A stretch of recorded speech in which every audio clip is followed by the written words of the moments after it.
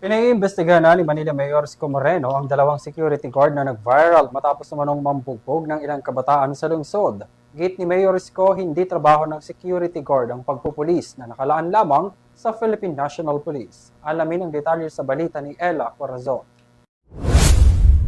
Agad na ipinag-utos ni Manila Mayor Francisco Isko Moreno Dumagoso ang agarang investigasyon at pagsasampa ng kaukulang kaso laban sa dalawang security personnel na nambugbog ng isang menor de edad na lalaki sa Pasig River Esplanade noong February 8. Ang insidente ay nakuhanan pa ng video na agad namang kumalat sa social media.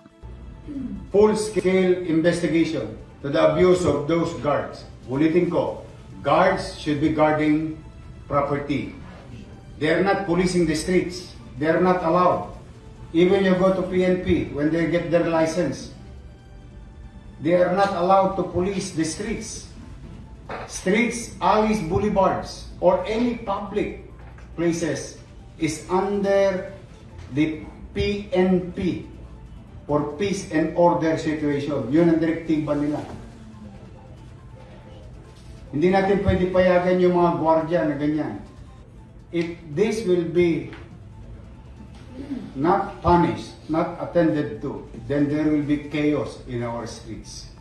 Paglilinaw ni Mayor Isko Moreno, hindi otorisadong magpatrol o magpatupad ng batas sa kalye o anumang pampublikong lugar ang dalawang security guard. Trabaho umano ito ng Philippine National Police or PNP. Depensa naman ng dalawang gwardya, makailang beses umano nila itong sinita, ngunit ang naturang biktima ay hindi raw nakikinig, kaya naman nawi ito sa pananakit.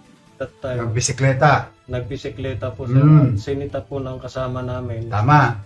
Dahil mahigpit po na pinagbabawal yung pagbibisikleta dahil po maraming tao. Okay. Dahil po linggo. Ah. Sabi po ni 3 beses niya daw po nasita yung bata. Sinita. Pero hindi daw po nakinig. So Tama. pa rin po sa bike. Tama. Naglakad daw po sila palayo. Nag-video yung bata. Agad na inaresto ang dalawang gwardya ng mga rumespondeng tauhan mula sa Tourist Police at Intramuros Police Community Precinct. Nahaharap ngayon sa reklamong paglabag sa Republic Act No. 7610 o ang Special Protection of Children Against Abuse, Exploitation and Discrimination Act ang dalawang gwardya. Samantala, nagsagawa na rin ng full-scale investigation ng ahensya kaugnay ng insidente. Kasabay nito, sinimulan na rin ng Intramuros Administration o IA ang proseso para i-terminate ang kontrata ng JSL Security Agency ng kumpanyang may hawak sa dalawang security guards. Kinumpirma ito ni IA Administrator Attorney Joan Padilla na siyang may hawak sa kaso upang i-terminate ang kontrata ng naturang security agency ng dalawang guardyang sangkot sa insidente. Para sa EuroTV News, Graciela Corazon, sumasaludo sa bawat Pilipino.